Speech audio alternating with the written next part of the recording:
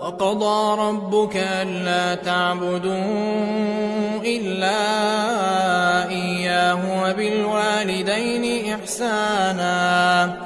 إما يبلغن عندك الكبر أحدهما أو كلاهما فلا تقل لهما أف